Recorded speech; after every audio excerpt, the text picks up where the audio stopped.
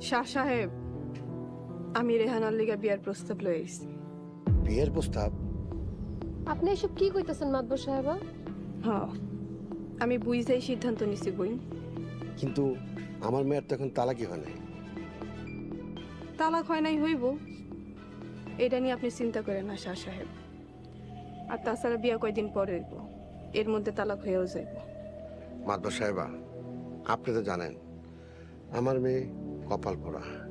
এই কপাল পোড়া মেয়েরে কোনো ভালো বংশের পোলা বিয়ে করব? রেহানা আমার বই, আনন্দপুরের মাতবর সাহেবার বই। আপনি ওরে নিয়ে কোনো চিন্তা করেন না।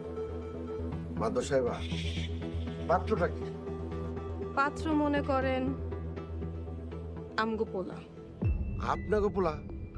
মাদবর সাহেবা, আমি তো জানি মাদবর সাহেবের ছেলে বিদেশ থাকে। মাতবর সাহেবের কি আর একটা পোলা? হ্যাঁ, অনেক পোলা আছে। আমি যার লেগে রেহানার হাত চাইতে আইছি, হ্যাঁও মনে করেন আমগো একটা পোলা। আমার কোনো আপত্তি নেই মাদবর সাহেবা। আনন্দপুরের মাদবর সাহেব যদি বলে আমার মেয়ের এই নদীতে ভাসায় দিতে, আমি কোনো চিন্তা করব না। তয় পোলায় কি করে, দেখতে কেমন, বাড়ি কই, যদি একটু কইতেন। পোলা দেখতে মাশাআল্লাহ চুপচাপ স্বভাবের। আপনার মাইয়া যদি মাইরাও ফালায়, তাও পোলা টু শব্দও করব না। কিন্তু পাত্র কি করে? পাত্র মনে করেন মেম্বার, আনন্দপুরের ভবিষ্যৎ মেম্বার। এখন আর কিছু কমু না, নির্বাচনের পরেই বিয়া। মাদবর সাহেবা, আবারও আনন্দপুর?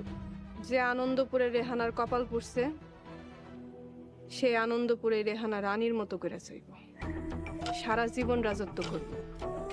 এটাই মাতবর সাহেবার ওয়াদা।